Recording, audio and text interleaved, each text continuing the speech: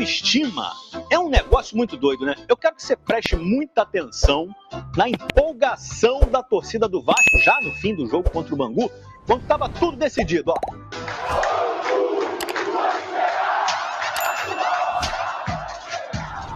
Fala a verdade, quanto tempo que a gente não via isso em São Januário, né? A galera empolgada desse jeito, otimista para as semifinais do Carioca contra o Flamengo, gente. Nos últimos anos, a vida realmente não tem sido fácil. Entre 2016 e 2021, o Vasco chegou a ficar 17 jogos sem vencer um clássico contra o Flamengo. Nos últimos 21 jogos, foram só 2 vitórias do Vasco. Uma delas, a do último domingo, e que ajuda a justificar essa empolgação dos torcedores.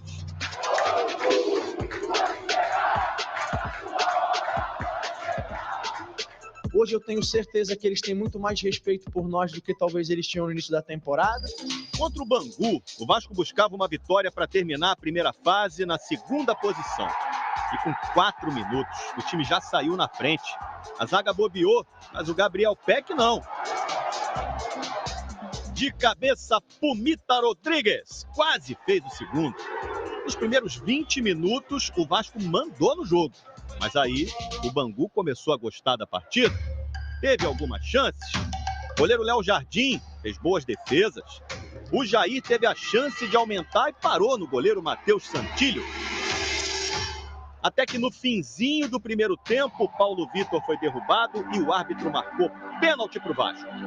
Alex Teixeira na cobrança. O Santilho defendeu. Mais um pênalti perdido na temporada. O terceiro em 4 penalidades. É o time da Série A que mais perdeu pênalti no ano. No segundo tempo, o Bangu voltou a ter chances. Gabriel Martins bateu forte de fora da área. Léo Jardim espalmou para cima e a bola ainda bateu no travessão antes de sair.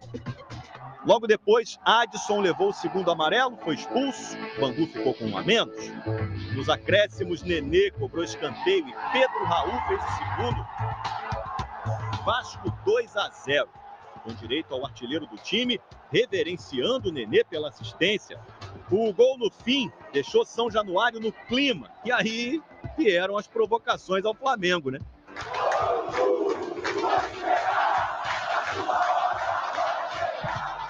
Com a vitória, o Vasco se classificou na segunda posição, à frente do Flamengo, e vai para a semifinal, podendo empatar os 2 jogos.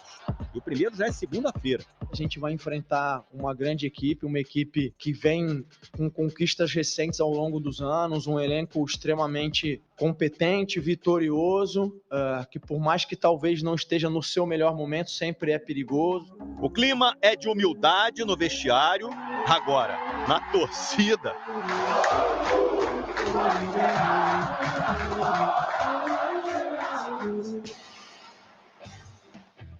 Semifinais, então, relembrando, Fluminense, Volta Redonda, Vasco e Flamengo. E, ó, domingo, esporte espetacular. Do Vasco da Gama ou é Vasco da Grana? Calma. Esse da grama também, que tá jogando bola na grama. Jogou bola ontem. Temos o Barbieri falando, Vasco venceu o Bangu por 2 a 0 e Maurício Barbieri falou depois do jogo. A gente tinha a situação do Léo e do Piton estarem pendurados, não queria correr o risco de tomarem um terceiro, e também a oportunidade de dar oportunidade a outros jogadores, o Anderson, o Paulo Vitor começar um jogo. A gente segue naquele processo, apesar de estar na iminência de ter decisões importantes, naquele processo de fortalecimento da equipe, do grupo, do elenco, de conhecimento, de olhar os jogadores, de colocar para jogar, de crescer com os desafios, né, com as oportunidades. Então a gente segue nessa batida. Hoje eu tenho certeza que eles têm muito mais respeito por nós do que talvez eles tinham no início da temporada. Bacana, a gente vai puxar eles, eles vão puxar a gente. A ideia é que seja um grande espetáculo e da minha parte eu quero sair vitorioso. Tá aí o Maurício Barbieri. Flamengo vai ter muito mais respeito com o Vasco do que tinha no início do ano, disse o professor. Vai ter que ter. Aliás, todos temos mais respeito pelo Vasco do que tínhamos na virada do ano. Todos. Você não tinha mais respeito pelo Vasco, professor? Esse respeito que eu tenho hoje eu não tinha, não. Que essa isso? Segurança que eu sinto no time, esse padrão de jogo que o time está ganhando, essas boas atuações individuais que elevaram o nível, e o próprio Barbieri... que chegaram, colocaram a mão no bolso. É outro momento, e o próprio Barbieri, que no Flamengo era chamado de estagiário, agora virou Barbiola. Ah, é? Barbiola? Tem isso? Calma, diz o vizinho do Breler. Seu vizinho é muito preso, Breler. Vamos ser felizes. O vizinho do Breler, que é conhecido, né? Porque o Breler já falou dele aqui, já falou dele no Linha de Passe, já falou dele no ESPN FC. O vizinho do Breler que era contra a SAF, contra a 777. Tá caladinho, seu vizinho, Breler. Contra a SAF?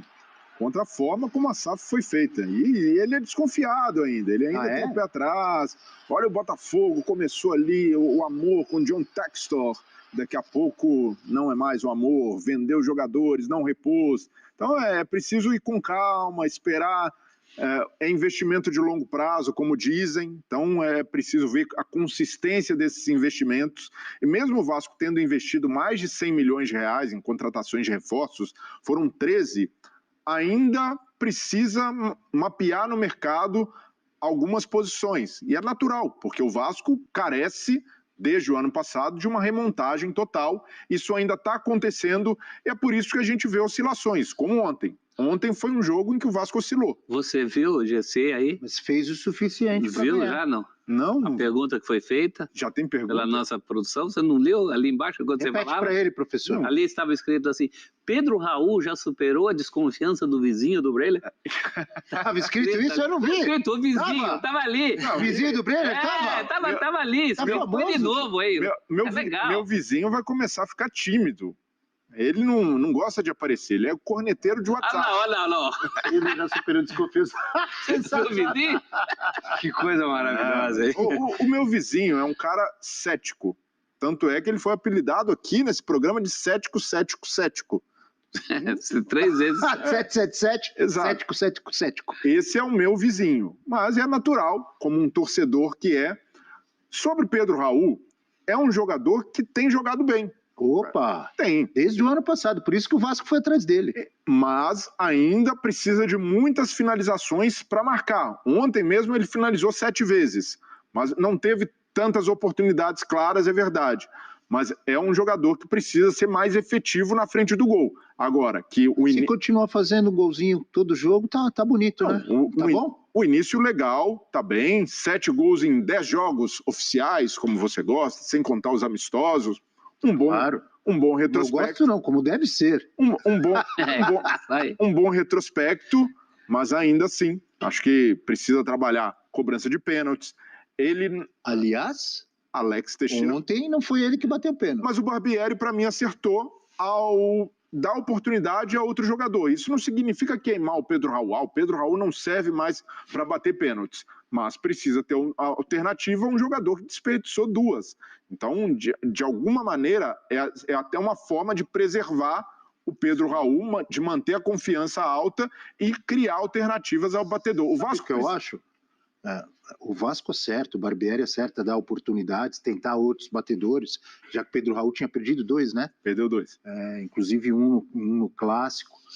Todo mundo tem que treinar mais para ter 2, 3 batedores e não perder tanto pênalti. Sim, a pênalti pode decidir o campeonato. Tinha um que não perdia, mas ele não tem sido mais titular. Sabe quem é, né? Esse não perdia pênalti. Perdia também. Nenê. Perdeu também. Achei que era na Série B. Você ia falar do Evair. Eu também. Roberto Dinamite? Não perdi apenas. Tem algumas coisas positivas aí, não é, Breler? Primeiro, se teve 7 oportunidades o Pedro Raul, é porque o Vasco criou. E ele se movimenta para criar as oportunidades. Você desconta a fragilidade do adversário, ok, mas é positivo, né? E nem é um adversário tão frágil. O Vasco tem tido dificuldade de jogar com esse Bangu, bem treinado pelo Felipe, é um time que gosta de ficar com a bola, e ontem foi um jogo em que sofreu em alguns momentos. E a resposta tem sido dada de forma muito rápida. O Vasco é um e o Grêmio é outro.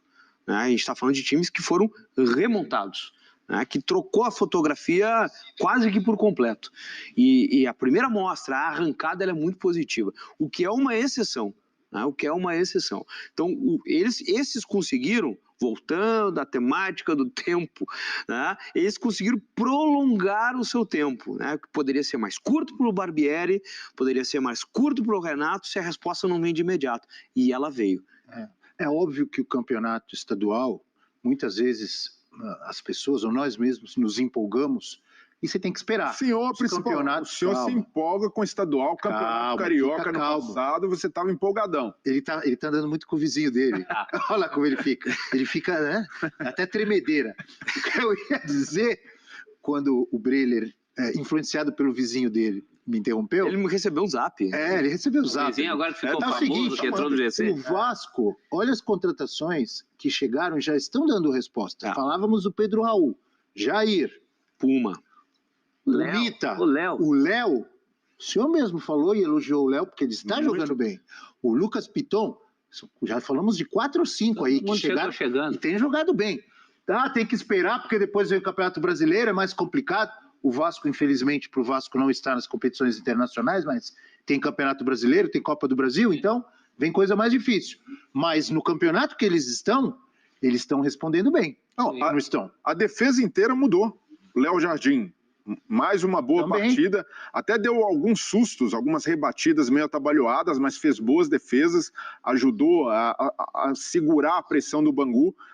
Pumita, o Capasso, que deve ser o titular na ausência do Miranda, que se machucou, o Léo muito bem e o Piton. Então são os 5 da defesa mudaram. Então a gente sempre vai colocar também na balança, ao avaliar o desempenho do Vasco e avaliar bem, que esse é um time em remontagem, e esse processo ainda vai ter alguns percalços, e é natural que aconteçam essas oscilações. Agora, uma preocupação, que não é nenhuma crise, não é para fazer o Barbieri perder o sono, mas para já criar uma alternativa. Mas vem ele, professor. Não. Não.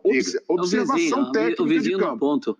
Análise técnica. O Andrei, torcedor do Vasco, comemora a volta do Andrei porque ele é muito bom, mas ainda não entrou na sintonia ideal, fez 2 jogos só depois do retorno, com o Jair. O Jair, se a gente imaginar um meio-campo ideal para o Vasco hoje, o meio-campo dos sonhos, seria Andrei, Jair e o Marlon Gomes, que voltou bem também do Sul-Americano Sub-20. Só que esse meio-campo é um meio-campo que tende a ser envolvente, mas que marca muito pouco. Então quem tem segurado a onda é o Rodrigo, jovem da base, que despontou bem, mas precisa... bem contra o Flamengo. E aí precisa ter essa figura para compensar esse trabalho de recomposição que às vezes não é tão bem sincronizado, bem feito por Jair e Andrei. Então é algo para o Barbieri trabalhar, principalmente contra o Flamengo. O Flamengo, no jogo, no clássico, o Andrei também teve dificuldade e vai se encontrar no segundo tempo. Jair também não estava numa rotação legal. É um bom reforço, o Jair tem jogado bem, mas ele lembrou o Jair do Atlético do ano passado, aquele que volta devagarinho. Calma, não fica ouvindo teu vizinho corneteiro. Não, mas são poucos jogos ainda, 11 jogos, pode ser ali a adaptação, o físico não está o ideal, mas não pode voltar a ser o Jair, que era do Galo, que fez uma temporada ruim no ano passado, porque recompunha muito mal. O Barbieri está feliz. Você citou 4 nomes para 3 lugares. No Vasco a gente tinha antes o contrário. É verdade. Tinha um monte de lugar e não tinha nome. Não tinha ninguém. Agora tem opção. E quando ele falou do meio-campo dos sonhos, ele falou Andrei, Jair. Eu achei que ele ia falar Andrei, Jair e Juninho Pernambucano. Mas Marlon Gomes pode ser também, claro. Juninho já parou, né?